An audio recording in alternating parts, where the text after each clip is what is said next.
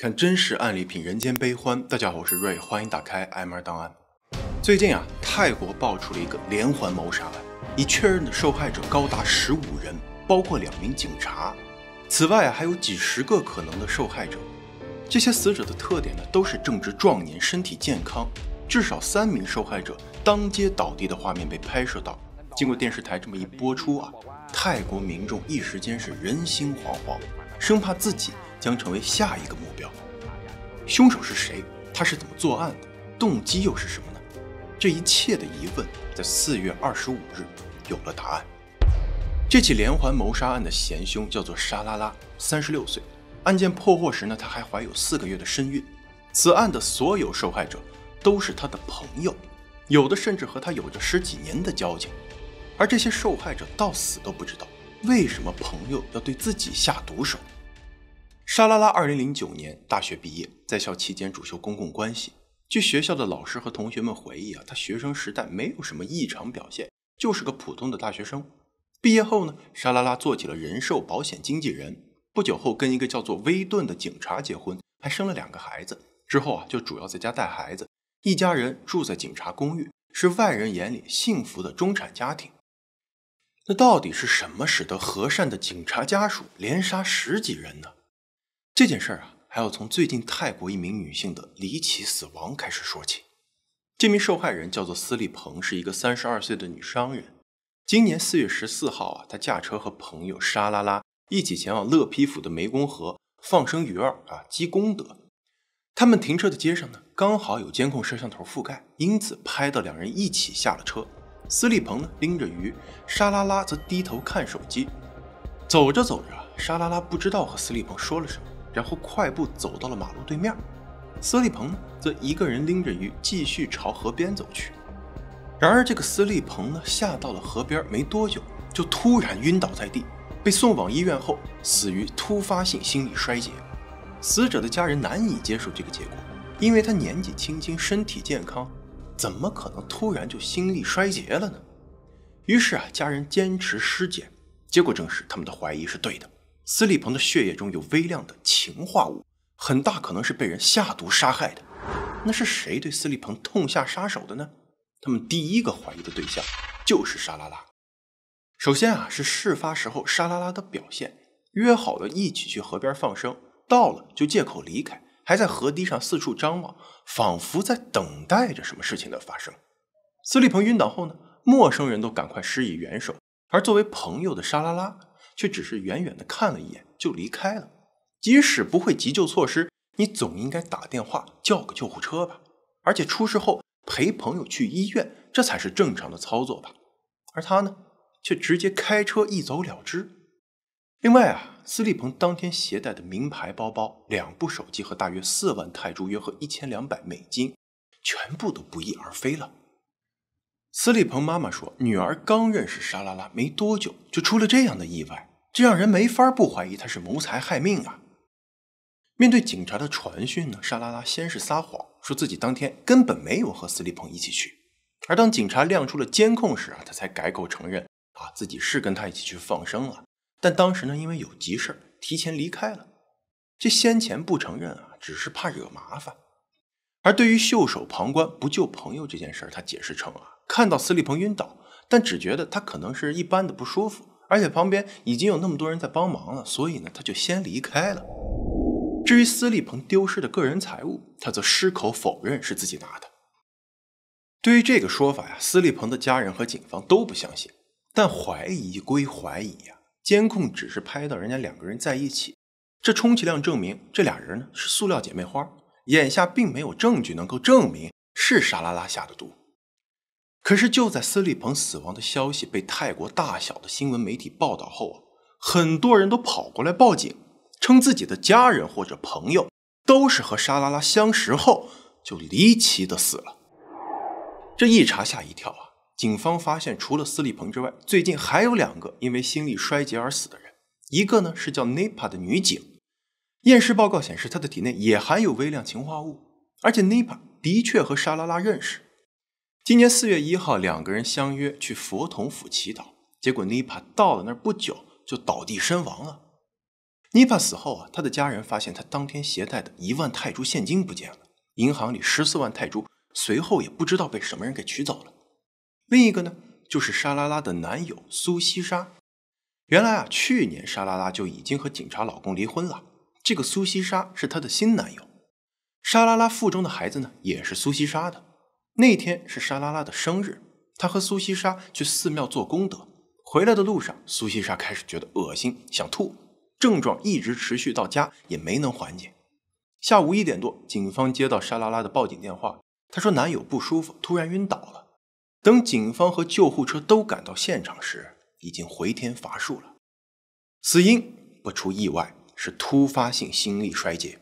苏西莎好朋友在看到苏西莎的尸体后，觉得她这个死得非常奇怪。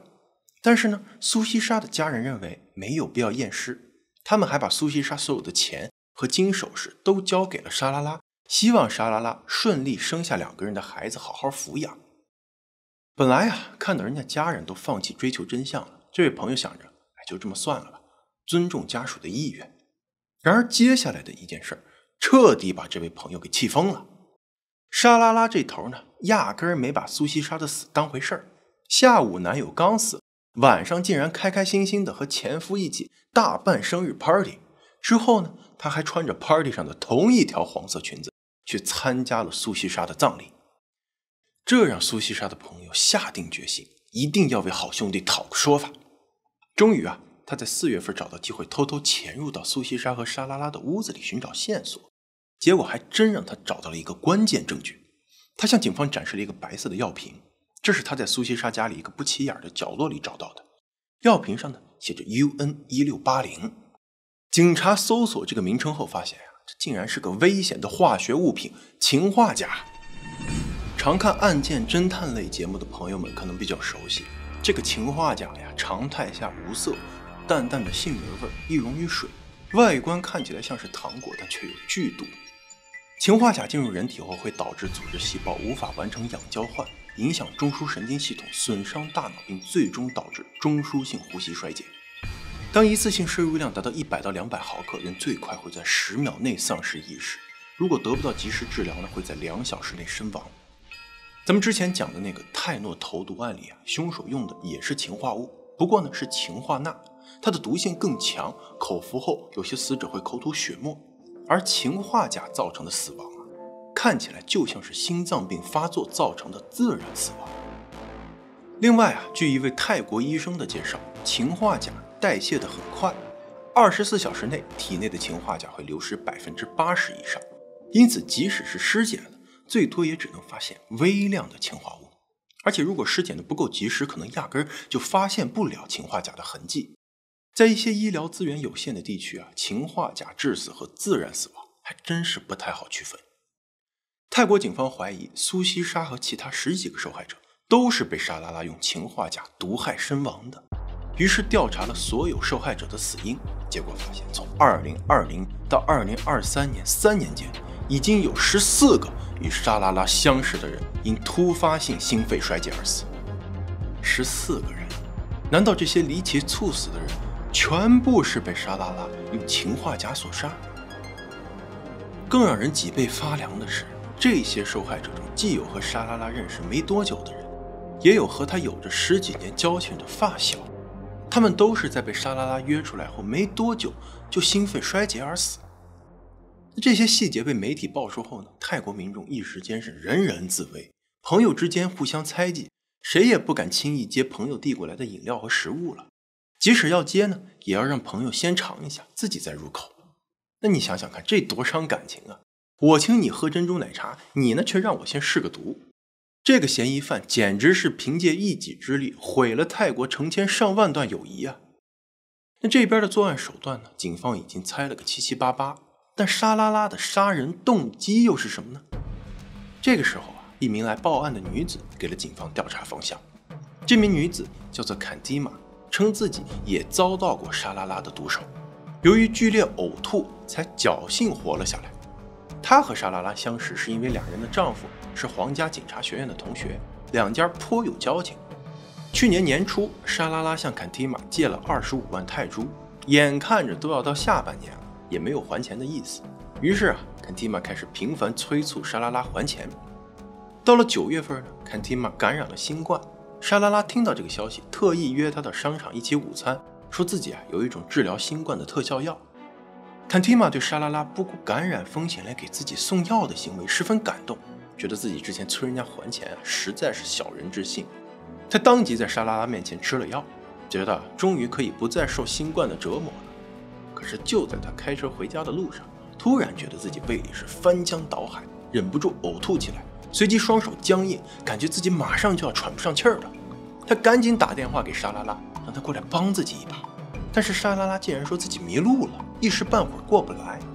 于是Kantima赶紧拨打了急救电话，打完这通电话，他就失去了意识。急救人员赶到现场后，对他进行了心肺复苏，并将他送往了最近的医院。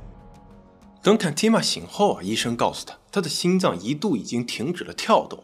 Kantima当时还以为是新冠诱发了心脏病，因此并没有去抽血化验，更不会想到这场大病和沙拉拉有关。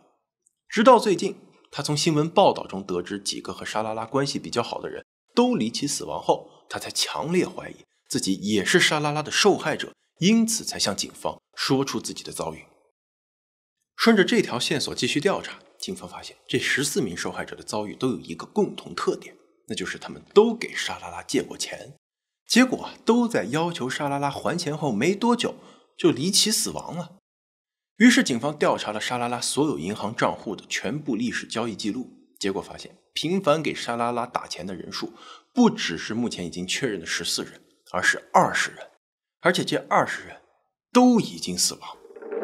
除了这些人外呢，警方还在调查另外5到7名可能是沙拉拉受害者的不明身份人士的死因，也就是说真正死亡的人数可能更高。而且沙拉拉很可能从2015年甚至更早就开始杀人了。因为在2015年的时候呢，一个名叫蒙塔蒂普的女士刚返回泰国就死于急性心衰。蒙塔蒂普嫁了一个外国人，平时一直居住在海外，偶尔回来探亲。2015年她返回泰国时是沙拉拉去机场接的她，在这之后不久蒙塔蒂普就突然死亡了。更离谱的是，沙拉拉称蒙塔蒂普的外国丈夫已经全权授权她对蒙塔蒂普的遗产进行处理。这一发现将沙拉拉杀人的时间线往前拉了8年，也就是说从2015年到现在，或许有更多潜在的受害者，但由于这些受害者基本都死于心衰，家属很难会怀疑这是他杀，因而也没有做尸检。现在由于受害者的遗体都已经被火化了，根本无从得知沙拉拉到底杀了多少人。警察在调查过程中发现沙拉拉欠下了巨额的信用卡卡债，进而确认了金钱就是这疯狂杀戮背后的主要原因。那么沙拉拉到底是怎么从受害者那里获得的这些钱呢？警方把受害者给沙拉拉转钱的情况大致做了分类，受害者有的是借钱给了他，有的是参与了他组织的金钱游戏，有的呢则是通过他买了很诱人的人身保险，或者办理了汽车抵押贷款。然而无论是哪种，说穿了就是诈骗。首先是借钱给他的人，他们一般是沙拉拉关系较好的朋友，比如那个侥幸逃过一劫的Kantima。沙拉拉向这些人借钱呢，成功率比较高，而且这钱呢也不是白借的。沙拉拉承诺还钱的时候会给予对方高额的利息。刚开始的时候，沙拉拉借钱的金额都比较小，1-2万泰铢，还钱的时候呢还会多还30%。在逐步获得信任之后，他借走的金额就越来越大，但还款却不如刚开始那么积极了，总是推三阻四。而当债主开始频繁催促他还钱之时，也就是债主死亡之日。再说说这个金钱游戏警方发现沙拉拉手机里有一个金钱游戏群，群里包含他一共7个人。他们的游戏规则是这样的：7个人呢定期接龙向群里转钱，数额转的最多的人就能得标，一次性取走群里所有的存款。这么一个听上去简单乏味的游戏，却切中了人性的弱点。因为成功取走钱的人呢尝到了甜头，自然会留在群里再接再厉。那些没能成功取钱的人呢会心有不甘，也会留在群里，希望将来能够回本。这种金钱游戏说白了就是网络标会，在泰国非常流行。而沙拉拉组的这个局其实是另有深意的。他呢是为了通过这个游戏筛选出真正的有钱人，因为没钱的玩了几局就没钱了，能留下来的才是大鱼。对于筛选出来的有钱人呢，沙拉拉也做仔细的分类。最有钱的那些，他会利用自己保险经纪的身份，忽悠他们买那些看似回报优厚的人身保险，然后在毒死对方后伪造文件，使自己成为受益人。这儿有些朋友可能会奇怪，人身保险的受益人难道不应该是亲属吗？沙拉拉怎么有办法拿到这些钱的呢？原来在泰国，如果受保人生前欠了债，那么保险金就要首先归还给债主，所以沙拉拉只要成为受保人的债主，那么受保人死亡后的赔偿自然就到了他的口袋。沙拉拉总共卖出过11份人寿保险，这些人中到底有多少已经遭到毒手，目前警方还在调查中。而对于那些不太有钱的人，沙拉拉则劝说对方将自己的车抵押出去，从而快速获得一笔现金。这15名受害者中有一名叫做妮塔亚的女士就是这样，她生前通过沙拉拉把自己的 Honda Civic 做了抵押贷款，并获得了15万泰铢的现金。然而在妮塔亚获得这笔现金的当晚，就离奇死在自家公寓。据说尸体是面色发紫黑，七窍流血，相当恐怖。在妮塔亚死亡的当晚，那抵押汽车获得的15万泰铢呢，也不翼而飞了。目前沙拉拉手机里的金钱游戏组里，除了他这个管理员外，6个组员中1个人失踪，其他5个人全部突发性心力衰竭而死。而这样的死亡之群有可能还有更多。看到这里有朋友不禁要问了，这沙拉拉一个人能杀得了这么多人吗？是不是还有其他同谋呢？泰国警方称约有7800万泰铢，也就是227.5万美金，通过沙拉拉的银行账户被转给了11个人。警方目前正在调查这些人是否是他的同伙。前面说过警方目前已经确认的经常给沙拉拉转钱的人，而且已经死亡的就有20个。这些受害人给沙拉拉转账的金额大多在3000到1万美金左右，20个人加起来也就是20万美金上下。那么这227.5万美金是从哪儿来的呢？这个问题让人细思极恐。有可能受害者的人数远超咱们想象，也或许不少受害者是被他炸了个干干净净。除了当前已经确认的15起毒杀事件外，警察在调查其他3起疑似和他有关的案件中，还发现了他其他的作案手法。其中一位受害者的丈夫称妻子在2020年借给沙拉拉10万泰铢，约3000美金。之后呢，沙拉拉寄来了据说是效果奇佳的减肥药，结果妻子吃了后没多久就死了，死的时候嘴角流血，嘴唇和指甲发黑。那债主死了，沙拉拉当然就再也不用还钱了。老话说，朋友之间最好别借钱，容易伤感情。到他这儿不是伤感情，是要你命啊！而关于氰化钾的来源，警方调查后发现是他从网上买的。调查过程中还发现，以同样的方式购买氰化物的竟然有100多号人。警方给这些名单上的每个人都打电话进行了调查，谁知道这些人里竟然还有泰国家喻户晓的女星 Ice Prichaya。 这位女星今年33岁，曾经缔造过1亿6千万泰铢的票房纪录。艾斯解释自己的豪宅经常会有蜥蜴和蛇什么的进来袭击自己的宠物狗，试过很多方法来赶走它们，但是都不管用，因此才会想到购买氰化钾来个赶尽杀绝。但是他没想到自己竟然真的买到了，真的收到了以后呢，他连瓶盖都没打开呢，就被卷入了这桩全国轰动的连环杀人案中。其实在泰国氰化钾是受管制的有毒物质，购买和持有都是违法的，但这么多人能轻易的在网上买到，而且2天就能收到货，可以说相当的匪夷所思了。沙拉拉在短短几年时间里杀了这么多人才被发现，泰国的相关管理机构绝对要负很大的责任。而且沙拉拉或许只是冰山一角，那100多个下单的人呢，其中会不会有第2个、第3个，甚至更多的沙拉拉？这还真要打个大大的问号。其实氰化钾的管理漏洞只是它能够杀这么多人的间接原因，其背后深层的社会问题更加值得深思。近年来呢，泰国个人和家庭的债务问题日益严峻，信用卡卡债的拖欠非常严重。泰国越来越多的年轻人消费没有节制，透支明天的钱用来及时行乐，导致卡债累累，债台高筑。根据泰国国家银行的数据，2023年泰国消费者债务问题已经达到了危险水平，家庭债务总额对 GDP 比率近90%。如今莎拉拉为了还上信用卡卡债，成了杀人如麻的女魔头。如果社会问题得不到解决，未来一定会有第2个、第3个莎拉拉这样极端的案例出现，或许使用的手段不同而已。目前莎拉拉被提起了11项1级杀人指控，她否认了所有的指控，还说自己精神有问题。几名受害人的家属激动地要求判处莎拉拉死刑，这其中就包括了那个因吃了她给的减肥药而死的女子的丈夫。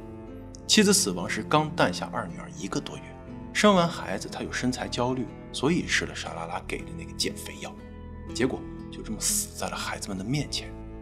5岁的老大哭着给爸爸打了电话，说妈妈倒下了，怎么叫都不说话。